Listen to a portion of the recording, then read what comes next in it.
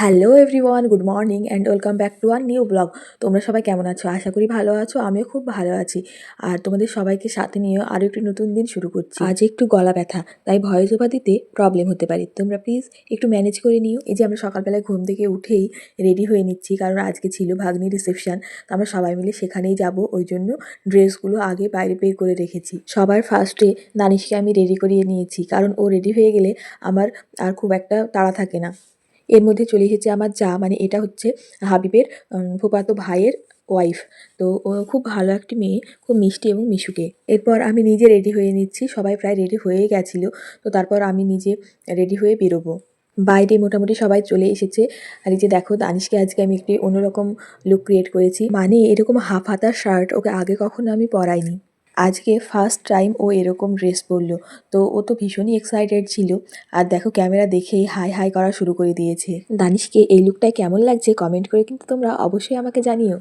আর যে শাড়িটা আমি পরেছি এটা আমার ভীষণই পছন্দের। তখন ওকে আমি বারবার চেষ্টা করছিলাম চশমাটা পরিয়ে দেওয়ার, কিন্তু ও কোনো মতেই পরবে না। ওর পাপার কাছে একবার পরে আবার খুলে ফেললো। আমার ছেলের যে কী পছন্দ তোরা আমার এতদিনে হয়তো জেনেই গেছো, মানে পশু পাখি এইসব তো ওর ভীষণ পছন্দ। আর এই যে মাছ, মানে ও নদীর ধার দিয়ে আমরা যাচ্ছিলাম, ওর পাপাকে বারবার বলে এখানে দাঁড় করিয়েছে। মানে ও ভাবছে যে এখানে মাছ আছে, পানি থাকা মানেই সেখানে নাকি মাছ থাকে, এরকমটা ওর ধারণা।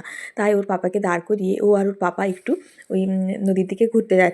আর আমি সেই টাইমে একটু ক্যামেরাটা করে নিলাম। মানে আমরা প্রায় জামাইয়ের বাড়ি পৌঁছেই গেছি, আর কিছুক্ষণ হলেই পৌঁছে যেতাম। তাই সবার জন্য আমরা অপেক্ষা করছিলাম এখানে এসে, যে আরও সবাই পিছনে আছে তারা আসুক, একসঙ্গে সবাই মিলে যাব।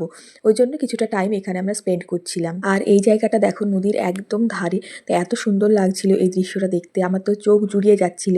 আর তার মাঝে তো চোখ জোড়ানোর জন্য এই দুটো সম্পদ আমার রয়েছে। এরপরই প্রায় সবাই চলে এসেছিল, আর আমরাও টুকটুক করে বাড়ির দিকে রওনা দিলাম। মানে ওখান থেকে খুব বেশি দূরে তো ছিল না, তাই আমরা বাড়ি পৌঁছে গেছিলাম। আর এই যে এসেই প্যান্ডেলে ঢুকে গেছি।